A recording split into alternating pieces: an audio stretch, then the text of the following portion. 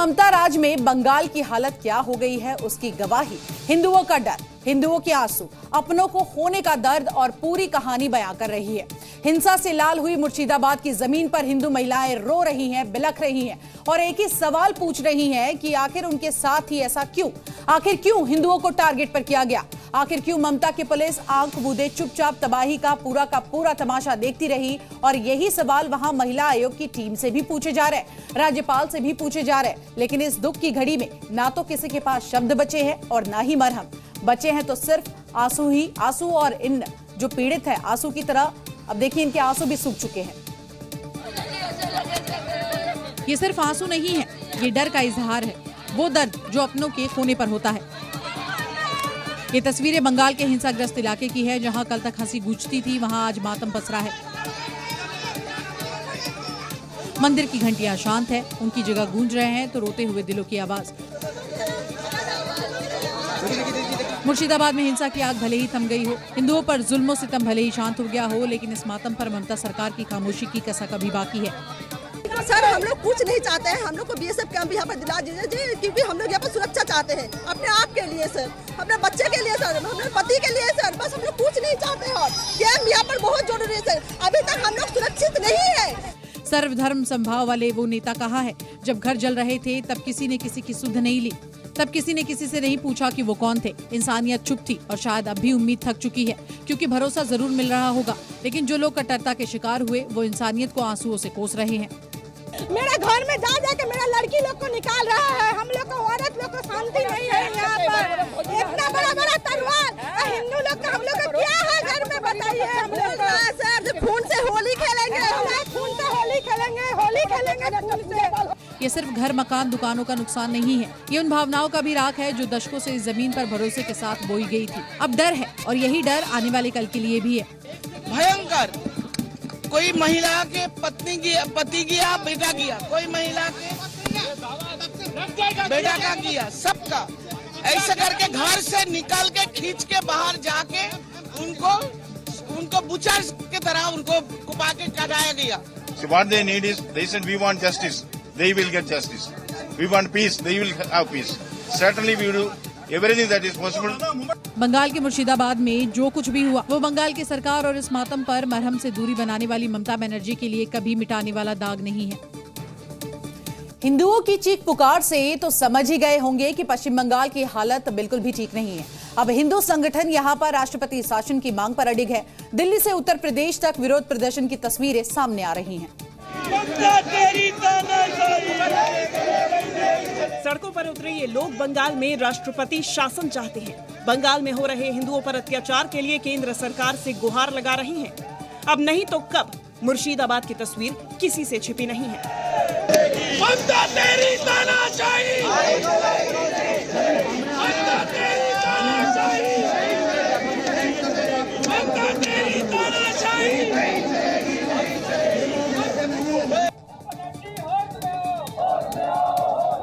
विश्व हिंदू परिषद के कार्यकर्ता शहर शहर सड़कों पर उतर चुके हैं।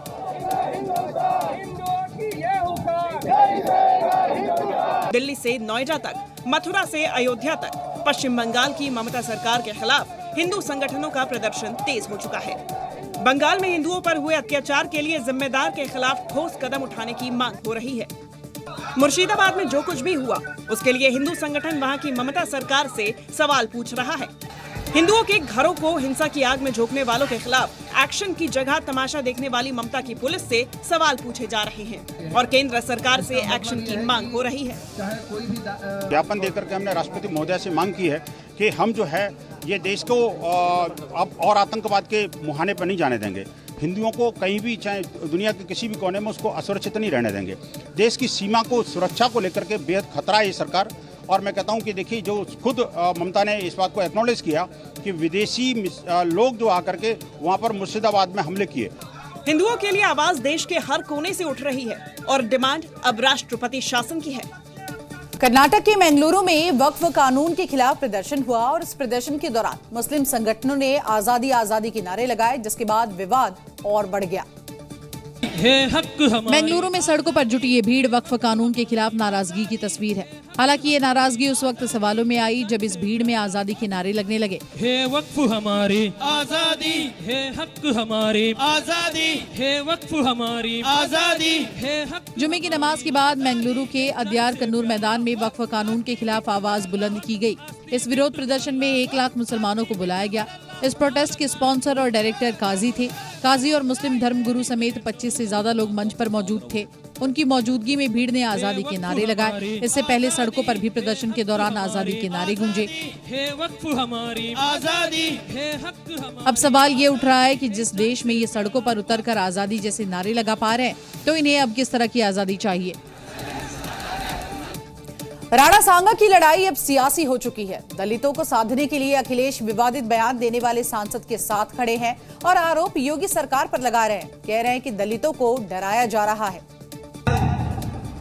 पिछड़े दलितों और संघों को डराना चाहती है। कई मौकों पर हम लोगों ने घटनाओं में देखा है। अखिलेश यादव राणा सांगा पर टिप्पणी करने वाले सांसद को समझाने नहीं बल्कि रामजी लाल के नाम दलितों को संदेश देने आगरा पहुंचे थे। करनी सेना के विरोध को उन्होंने हथियार बनाया और अपने पीडीए एजेंडे के तहत योगी सरकार को निशाने पर ले लिया। अखिलेश जानते हैं दलितों को साधने का ये सबसे अच्छा मौका है। उन्होंने न सिर्फ उस घटना का जिक्र किया जिसमें करनी सेना के कार्यकर्ताओं द्वारा रामजी लाल के खिलाफ विरोध प्रदर्शन कर रहे थे, बल्कि इसी बहाने सीएम योगी को भी निशाने पर लिया। जानते हैं कि पीडीए की ताकत 2027 में सपा को साथ दे रही है। सपा के साथ खड़े हैं पीडीए के लोग। उसे डराएं धमकाएं, और वो डराना धमकाना हम लोगों ने देखा था। अभी जो बाई इलेक्शन हुआ था उसमें किस तरीके से डराया धमकाया गया था, उन्हें वोट तक नहीं डालने दिया गया था। समाजवादी पार्टी ने अपने गठन के बाद से ही लगातार इसके खिलाफ षड्यंत्र प्रारंभ किए और वह लगातार इस प्रकार के प्रयास करता रहा, जिसके कारण समाज में विद्वेष पैदा हो, अव्यवस्था पैदा हो, अराजकता पैदा हो। दरअसल 2027 के विधानसभा चुनाव से पहले अखिलेश यादव अपने पीडीए मिशन को जन जन तक पहुंचाने के लिए एक्शन मोड में हैं, जिसकी शुरुआत उन्होंने आगरा से की। क्योंकि आगरा में विधानसभा की 9 सीटें हैं। 2022 में 7 सीटों पर बीजेपी का कब्जा रहा।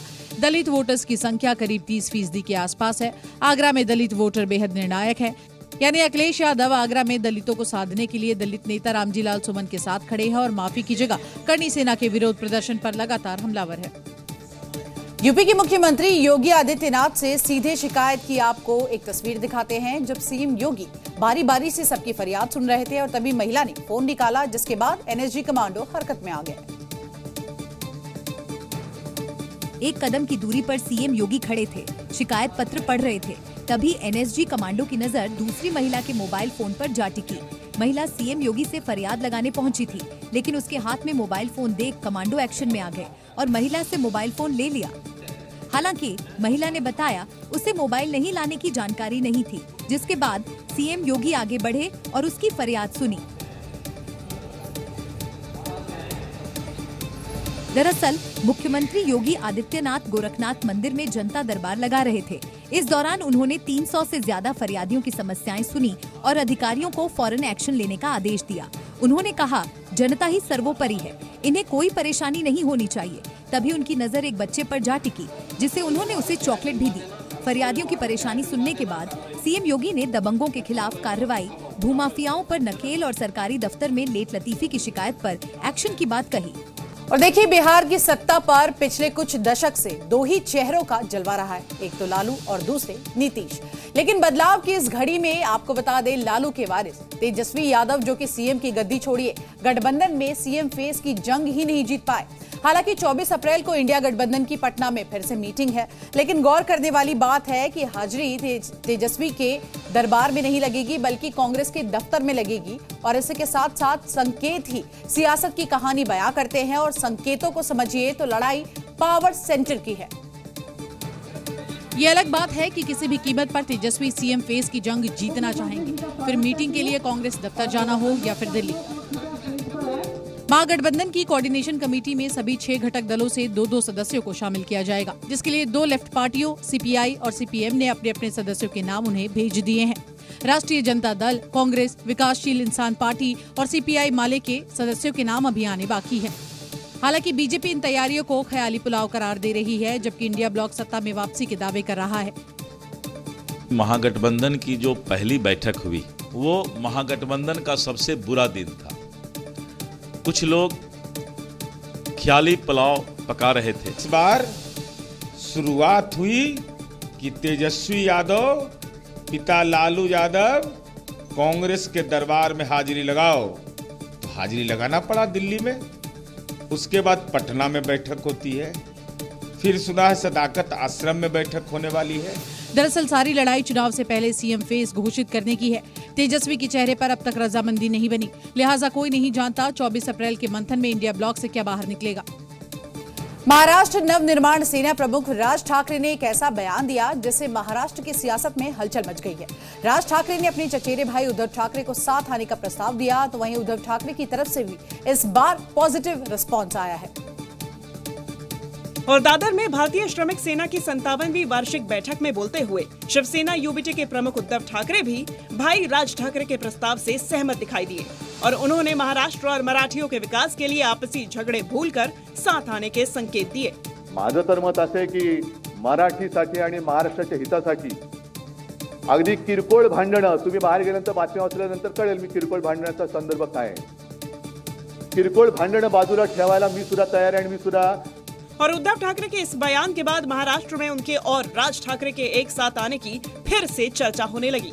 दरअसल एमएनएस प्रमुख राज ठाकरे ने कुछ दिन पहले एक पॉडकास्ट के दौरान उद्धव ठाकरे को साथ आने का प्रस्ताव देते हुए कहा था कि महाराष्ट्र और मराठियों के अस्तित्व के आगे उद्धव और उनके झगड़े बहुत छोटे हैं और उनके लिए उद्धव के साथ आना और साथ में रहना कोई मुश्किल काम नहीं है।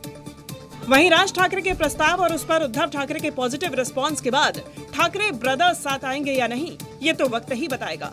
लेकिन दोनों नेताओं के बयान के बाद महाराष्ट्र की सियासत में ठाकरे ब्रदर्स को लेकर चर्चाओं का दौर फिर से शुरू हो गया है। महाराष्ट्र के नासिक में अवैध दरगाह को तोड़ने के दौरान हिंसा भड़काने के आरोप में एआईएमआईएम के नेता को गिरफ्तार कर लिया गया है। मास्टरमाइंड के साथ पुलिस ने तकरीबन 35 दंगाइयों को अब तक गिरफ्तार किया है। तोप के सामने खड़े होकर फोटो खिंचाकर खुद को कानून से बड़ी तोप समझने वाला ये शख्स असदुद्दीन ओवैसी का नेता है, लेकिन गलती कर दी कि नासिक को दंगे की आग में झोंकने की साजिश रची। लेकिन कानून के आगे ओवैसी के तोपची की एक ना चली। भड़काऊ भाईजान की पहचान और पता अब दोनों बदल गए। जरा दो तस्वीरें देखिए, एक में दंगाई प्लान की कहानी है और दूसरे में अंजाम। कहानी की शुरुआत 16 अप्रैल को होती है, जब फडणवीस का बुलडोजर अवैध दरगाह तोड़ने वाला था। तब दंगे की साजिश रची गई, खाकी पर हमला हुआ और अब मास्टरमाइंड सलाखों के पीछे है। नासिक हिंसा के लिए जिस शख्स को गिरफ्तार किया गया है उसका नाम मुख्तार शेख है और एआईएमआईएम नासिक का पूर्व चीफ है। आरोप है कि इसी ने दंगों की साजिश रची। लेकिन योगी मॉडल पर दंगाइयों का इलाज करने वाले देवा भाऊ भला इसे कैसे बख्शने वाले थे।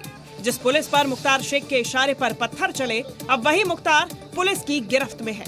महाराष्ट्र के मुलुंड इलाके में कुछ मस्जिदों से अवैध लाउडस्पीकरों को लेकर एक्शन हुआ, तो वहीं बीजेपी के नेता किरीट सोमैया के विरोध के बाद मस्जिद से लाउडस्पीकर उतारे जा चुके हैं।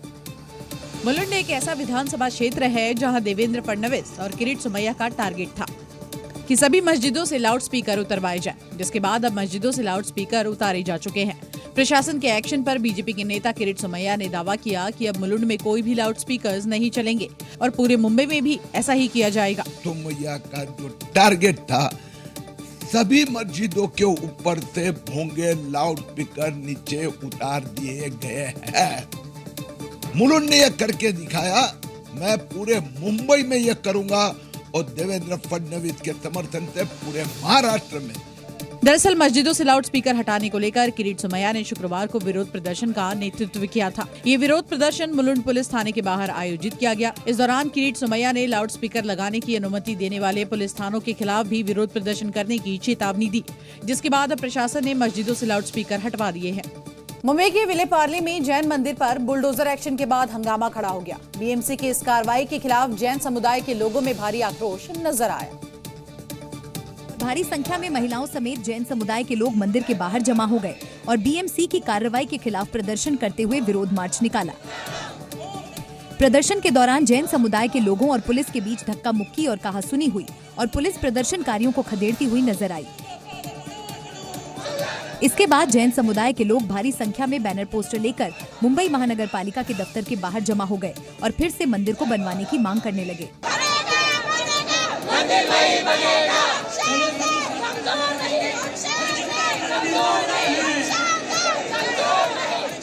इस दौरान प्रदर्शनकारी जैन समुदाय के लोगों ने बीएमसी के खिलाफ भी जमकर नारेबाजी की।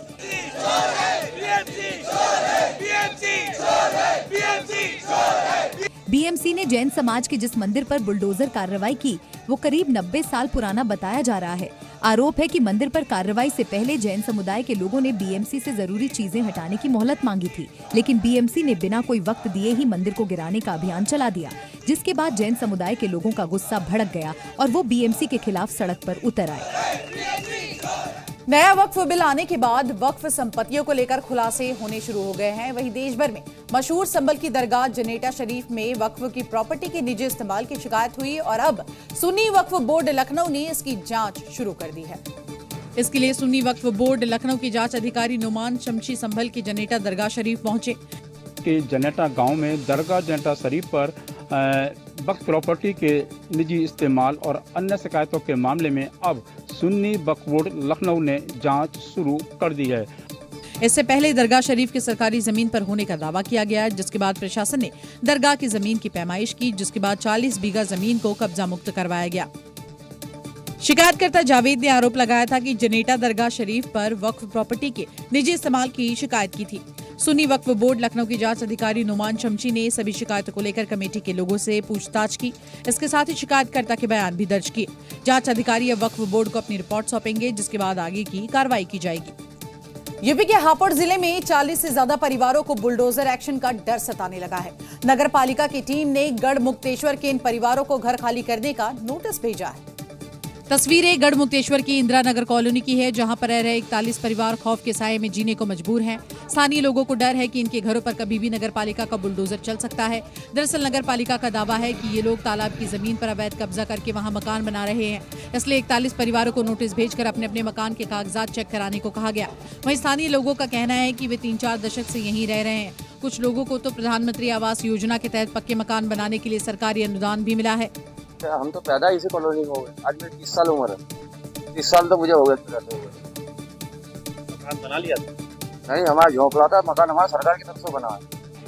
नगर पालिका के नोटिस के बाद स्थानीय लोगों ने डीएम के सामने गुहार लगाई, जिसके बाद हापुड़ डीएम ने 3 सदस्यों की कमेटी बनाई जो तालाब की जमीनों पर बने इन मकानों की जांच करेगी। हालांकि जांच रिपोर्ट आने पर नगर पालिका के इन नोटिस पर कोई कार्रवाई नहीं होगी, लेकिन बुलडोजर कार्रवाई की आशंका ने इंदिरा नगर के इन परिवारों की नींद जरूर उड़ा दी है। हरियाणा के नूंह में अतिक्रमण हटाने पहुंची पुलिस और प्रशासन की टीम के साथ स्थानीय लोगों की यहां पर भिड़ंत हो गई। प्रशासन की टीम सरकारी जमीन पर कब्जे के बाद बनाई गई अवैध कॉलोनी पर कार्रवाई करने के लिए यहां पहुंची थी और तभी भारी संख्या में स्थानीय लोग मौके पर जमा हो गए और पुलिस प्रशासन की टीम के साथ भिड़ गए और देखते ही देखते पहले बहस शुरू हुई और फिर भीड़ ने अतिक्रमण हटाने गई टीम पर हमला बोल दिया। घटना नूंह जिले के पुन्हाना इलाके में हुई, जहां सरकारी जमीन पर कब्जा करके अवैध कॉलोनी बनाए जाने की जानकारी मिलने के बाद प्रशासन की टीम बुलडोजर कार्रवाई करने पहुंची थी। इसी दौरान भीड़ ने प्रशासन की टीम पर पथराव किया और अवैध निर्माण गिराने गए बुलडोजर के शीशे भी तोड़ दिए।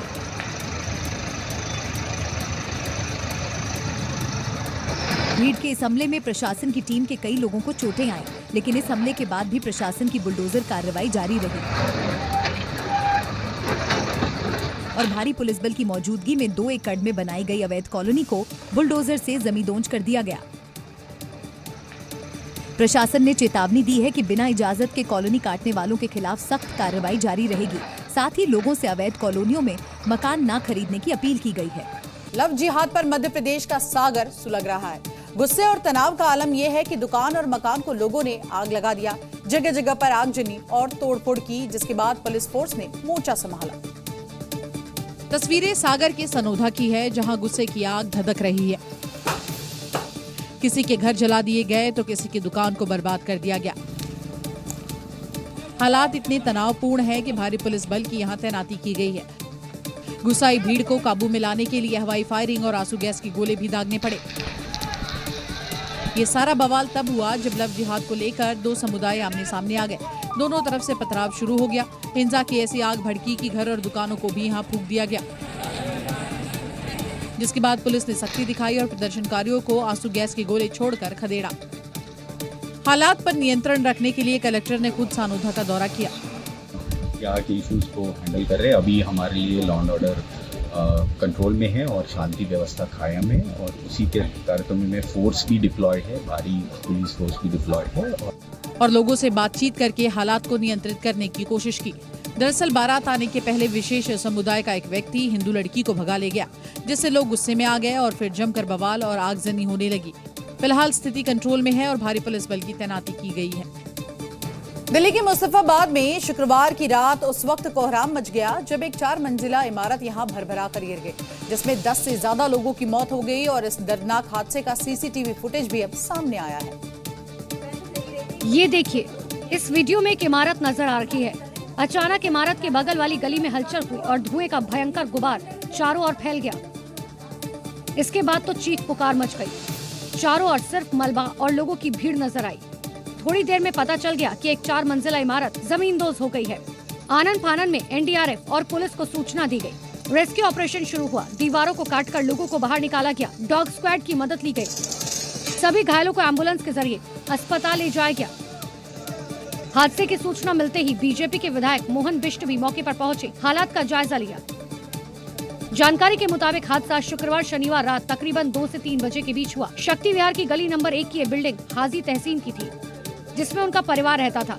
कुछ रिश्तेदार भी आए हुए थे। किराएदार भी इस बिल्डिंग में रहते थे। हादसे में तहसीन भी परिवार समेत दब गए। किसी तरह उनके बेटे चांद को निकाला गया। फिलहाल राहत और बचाव का काम जारी है। दिल्ली के सीलमपुर में हुए कुणाल मर्डर केस में लेडी डॉन जिक्रा को पुलिस ने गिरफ्तार कर लिया है। पुलिस पूछताछ में जिक्रा ने कई खुलासे किए हैं। पूछताछ में पता चला है कि जिक्रा नाबालिग लड़कों की एक फौज तैयार कर रही थी और इन्हीं लड़कों के जरिए वो लोगों को धमकाती थी। हत्या से पहले जिक्रा ने अपने लड़कों के जरिए ही कुणाल की रेकी भी करवाई थी। और कहा जा रहा है कि जिक्रा के इशारे पर ही 17 साल के कुणाल को चाकू से गूंथकर मौत के घाट उतार दिया।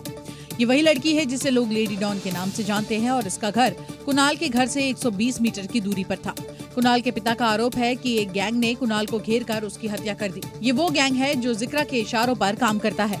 जिक्रा का नाम बार बार इस केस में सामने आ रहा है। हत्याकांड में जिक्रा का नाम सामने आने के बाद पुलिस ने उसे गिरफ्तार किया और पूछताछ कर रही है। पूछताछ में जो खुलासे हो रहे हैं वो बेहद हैरान करने वाले हैं।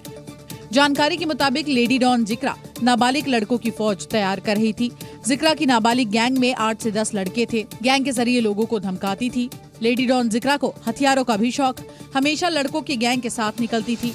हत्या से पहले कुणाल की रेकी करवाई थी।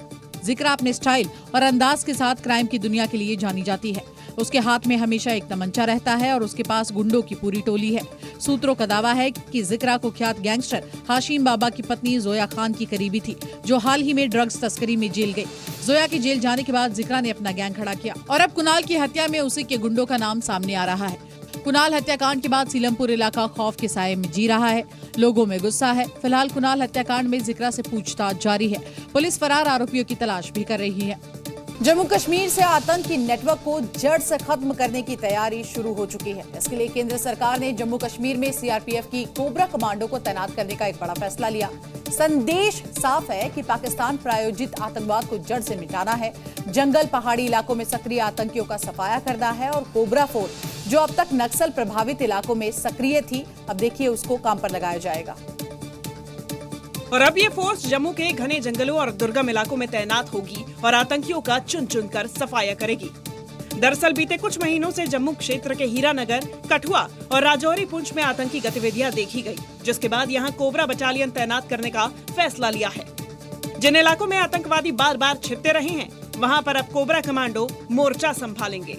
हाल ही में जम्मू संभाग में जो चैलेंजेस बढ़े हैं, जिसमें हमने देखा कि पाकिस्तान से अफगान ट्रेन टेररिस्ट जो जंगल वॉरफेयर में काफी ट्रेन है, वो यहाँ पर पहुंच रहे हैं। ऐसे में अब सीआरपीएफ की कोबरा बटालियन को तैयार कर जम्मू कश्मीर में आतंकवाद को यहाँ पर पूरी तरह से खत्म करने का फैसला लिया गया है। जिन आतंकियों को अब तक जंगलों और उबड़ खाबड़ पहाड़ी इलाकों में छिपकर बचने की आदत थी, उनके लिए अब कोई जगह नहीं बचेगी। कोबरा कमांडो का ट्रैक रिकॉर्ड बताता है कि ये जिस मिशन पर निकलते हैं वहाँ से आतंक का नामो निशान मिटाकर ही लौटते हैं। अब आपको बताते हैं कि आखिर कोबरा बटालियन क्यों खास है। कोबरा बटालियन जंगल वॉरफेयर में एक्सपर्ट है, जंगल और पहाड़ी ऑपरेशन में माहिर होते हैं, गुरिल्ला युद्ध, जंगल वॉरफेयर में एक्सपर्ट, एंटी इंसर्जेंसी ऑपरेशन में expert, AK-47, tower x, grenade launcher से लैस। शॉर्ट में कहें तो अब जम्मू कश्मीर में आतंकियों का बचना मुश्किल ही नहीं, नामुमकिन है। कोबरा फोर्स के मैदान में उतरने के साथ ही आतंक के खिलाफ जंग ने एक नया आक्रामक मोर्चा खोल दिया है। बॉलीवुड का ब्राह्मण विरोधी चेहरा एक बार फिर से सामने आया है। डायरेक्टर और एक्टर अनुराग कश्यप ब्राह्मण समुदाय पर दिए गए अपने बयान की वजह से विवादों में है। अपनी फिल्म फुले की रिलीज को लेकर अनुराग कश्यप ने ब्राह्मणों पर एक विवादित बयान दिया था, जिसके बाद ब्राह्मण समुदाय ही नहीं बल्कि लोग भी गुस्से में आ गए और अनुराग कश्यप को खरी खोटी सुना दी। ये 2 टके का फिल्म बनाने वाला अनुराग कश्यप जो पैसे कमाने के लिए किसी भी धर्म को अपमानित करेगा, किसी भी जाति को अपमानित करेगा और खुलेआम करेगा। हम मांग करते हैं सकल हिंदू समाज से कि इसका बहिष्कार होना चाहिए। अनुराग कश्यप के बयान को लेकर लोगों में भारी गुस्सा है और इसकी झलक वाराणसी में भी देखने को मिली, जहां वकीलों ने जिला मुख्यालय के सामने जमकर नारेबाजी की और अनुराग कश्यप का पुतला फूंका।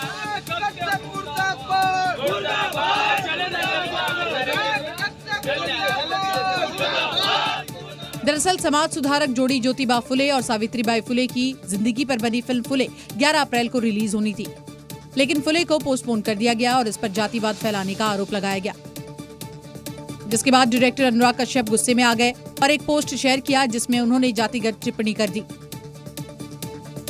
अनुराग ने सर्टिफिकेशन बोर्ड पर गुस्सा जाहिर किया तो साथ ही ब्राह्मण समुदाय पर भी विवादित बयान दे दिया, जिसके बाद वो लोगों के निशाने पर आ गए। इसकी पिक्चर पे बिल्कुल हम लोग चाहते हैं कि बैन लगे और इसको जो है इसको भारत से निकाल देना चाहिए। इसको चौराहे पे ऐसे लोगों को जो समाज पे इस तरह की बातें करते हैं उनको जूते मारा जाए। ब्राह्मणों का जो अपमान जो कर रहे हैं उनका विनाश होना सुनिश्चित है और उनको माफी मांगना चाहिए। हालांकि अनुराग कश्यप ने सोशल मीडिया पोस्ट पर माफी मांग ली, लेकिन विवाद अभी थमा नहीं है।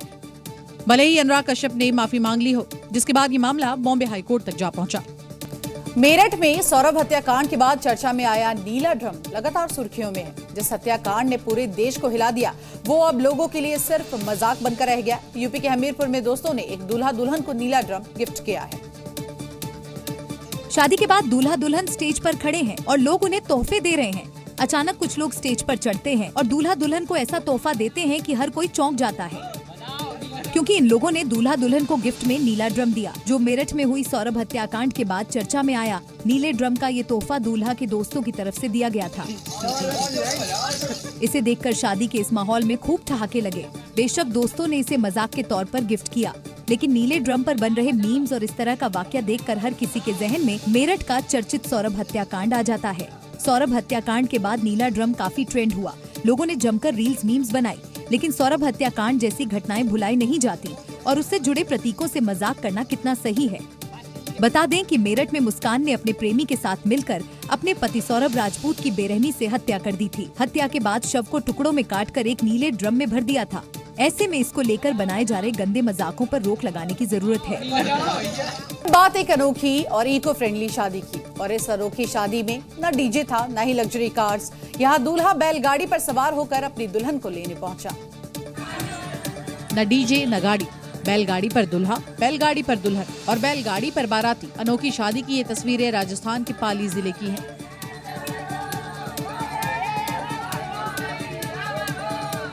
ये शादी अनोखी है, ये शादी है बैलगाड़ी वाली, ये शादी है इको फ्रेंडली। इको फ्रेंडली इसलिए क्योंकि इस शादी में ना तो डीजे ना बैंड बाजे का कर्कश शोर है और ना ही इसमें लग्जरी कार्स है। वरकाना गांव में हुई इस अनोखी शादी में एक दूल्हा अपनी दुल्हनिया को लेने के लिए बैलगाड़ियों के साथ बारात लेकर निकला। बैलगाड़ी की सजावट भी बिल्कुल इको फ्रेंडली तरीके से की गई थी। इसके लिए बैलों को बाकायदा सजाया गया और सैकड़ों बाराती बैलगाड़ी में बैठकर शादी में शामिल होने के लिए पहुंचे। जिसने भी ये बारात देखी वो बस देखता ही रह गया। ये अनोखी बारात जिस रास्ते से निकली, इसे देखने के लिए लोगों की भीड़ भी इकट्ठा हो गई। कोई इस बारात को अपने कैमरे में कैद कर रहा था तो कोई इसका हिस्सा बनने की कोशिश कर रहा था। मौजूदा दौर में महंगी शादियों का चलन है, लेकिन बिना डीजे और लग्जरी गाड़ियों के बैलगाड़ी पर निकली इस बारात ने उन लोगों के लिए एक नजीर पेश की है जो शादियों में फिजूल खर्ची करना अपना स्टेटस सिंबल समझते हैं। और अब आपको जिम में हार्ट अटैक की तस्वीर दिखाते हैं। घटना मध्य प्रदेश की जबलपुर की है, जहां पर जिम में एक्सरसाइज कर रहे एक शख्स को हार्ट अटैक आ गया और बेहोश होकर वो नीचे गिर गया। ये तस्वीर बेहद हैरान करने वाली है। जिम करने के बाद शख्स जैसे ही डंबल रखने जा रहा था, अचानक हार्ट अटैक आने से वो नीचे गिर गया। इस दौरान जिम ट्रेनर ने CPR दिया, लेकिन तब तक देर हो चुकी थी। आनन फानन में शख्स को जिम से अस्पताल ले गए, लेकिन डॉक्टर ने मृत घोषित कर दिया। जिम ट्रेनर के मुताबिक यतीश हर दिन 1 से 1.5 घंटे जिम करते थे। उम्र करीब 51 साल थी। वो पेशे से कारोबारी थे, लेकिन अचानक हार्ट अटैक से मौत चिंता का विषय है। इस घटना से हर कोई परेशान है। हालांकि ये पहला मामला नहीं है जब जिम करते हुए हार्ट अटैक आया हो। इससे पहले भी कई जगहों से ऐसी तस्वीर सामने आ चुकी है। उत्तर प्रदेश के प्रयागराज में भीषण अग्निकांड हुआ है। यहाँ पर महाकुंभ में टेंट सिटी बसाने वाली company Lallu ji and sons के गोदाम में भीषण आग लग गई, जिसके बाद इलाके में हड़कंप मच गया और चारों ओर अफरा तफरी मच गई। और टेंट हाउस गोदाम में लगी इस भीषण आग का भयावह वीडियो भी सामने आया, जिसमें पूरा गोदाम धू-धू कर जलता हुआ दिखाई दिया। बताया जा रहा है कि हादसे के वक्त गोदाम में मजदूर खाना बना रहे थे, तभी अचानक गैस से निकली चिंगारी गोदाम में रखे टेंट के पर्दे और गद्दों पर गिरी। इसके चलते आग ने कुछ ही मिनटों में विकराल रूप ले लिया और देखते ही देखते गोदाम के आसपास का इलाका भी आग की चपेट में आ गया। यह आग इतनी भीषण थी कि आसपास के कई किलोमीटर दूर तक आग की लपटें दिखाई दी। गोदाम में लगी इस भयावह आग को बुझाने के लिए फायर ब्रिगेड की 15 से ज्यादा गाड़ियों के साथ साथ सेना को बुलाया गया, जो इस भीषण आग पर काबू पाने की कोशिश करती दिखाई दी। टेंट हाउस गोदाम में लगी भीषण आग के बाद लोगों को अलर्ट करते हुए आसपास के इलाके को सील कर दिया गया और गोदाम में इस भीषण अग्निकांड में करोड़ों रुपए के नुकसान की आशंका जताई जा रही है। बिहार के बगहा में हत्या मामले में फरार आरोपी जफर खान की तलाश यहां पर पुलिस ने और भी तेज कर दी है। पुलिस ने आरोपी को 30 दिनों का अल्टीमेटम दिया है और पुलिस ने बैंड बाजे के साथ आरोपी के घर पहुंचते नजर आए। बैंड बाजा और वर्दीधारी पुलिसकर्मी, ये कोई बारात नहीं बल्कि ये बैंड बाजा हत्या मामले में फरार आरोपी जाफर खान के खिलाफ बज रहा है। जैसे ही पुलिसकर्मियों की टीम गांव पहुंची तो सब लोग हैरान थे। न कोई शादी, न दूल्हा, न दुल्हन और बाराती सिर्फ पुलिसकर्मी। रामन मगर में हुए हत्याकांड का मुख्य आरोपी पुलिस की गिरफ्त से दूर है। पुलिस बाजे गाजे के साथ आरोपी के घर पहुंची और उसके घर पर नोटिस चस्पा किया। पुलिस ने आरोपी को चेतावनी देते हुए कहा कि अगर 30 दिनों के भीतर आरोपी सरेंडर नहीं करता तो उसके घर की कुर्की कर दी जाएगी। थाना के 291-24 के अभियुक्त है जो कि फिरार है, ठीक है। आज उनके घर पर इश्तिहार चिपकाया जा रहा है। अगर वो 30 दिन के भीतर अगर नहीं वो सरेंडर किए तो उनके घर के कुर्की कर दिया जाएगा। ये बैंड बाजा हत्या के आरोपी जाफर को अंतिम चेतावनी के तौर पर बजाया जा रहा है। संदेश साफ है, अगर 30 दिनों के अंदर आरोपी सरेंडर नहीं करता है तो पुलिस घर की कुर्की कर देगी। जम्मू कश्मीर के लोग इन दिनों कुदरत की दोहरी मार झेल रहे हैं। एक तरफ जहां भारी बारिश के बाद कई इलाकों में बाढ़ जैसे हालात बन गए हैं, तो वहीं ऊंचाई वाले इलाकों में भारी बर्फबारी ने लोगों की परेशानियां बढ़ा दी हैं। भारी बारिश के बाद जम्मू कश्मीर के हालात कैसे हैं, इसकी गवाही सैलाब की ये तस्वीरें दे रही हैं। बारामूला में भारी बारिश के बाद बाढ़ जैसे हालात पैदा हो गए हैं और ज्यादातर इलाकों में घुटनों तक पानी भरा है। बारामूला के हांजीवेरा पट्टन इलाके के इस वीडियो को देखिए। ऐसा लग रहा था सड़क पर सैलाब बह रहा है और पानी की तेज धारा लोगों के घरों तक पहुंच गई है। जम्मू कश्मीर में एक तरफ तेज बारिश और आंधी ने रफ्तार पर ब्रेक लगा दिया है, तो वहीं उत्तर कश्मीर के गुरेज, तुलैल और सिंथन टॉप जैसे ऊंचाई वाले इलाकों में भारी बर्फबारी दर्ज की गई। गुरेज और तुलैल में बर्फबारी की वजह से स्कूलों को बंद करना पड़ा है। मौसम विभाग ने जम्मू कश्मीर में अगले 24 घंटे के लिए येलो अलर्ट जारी किया है और लोगों को ऊंचाई वाले इलाकों में न जाने और जरूरी काम होने पर ही घर से निकलने की सलाह दी है।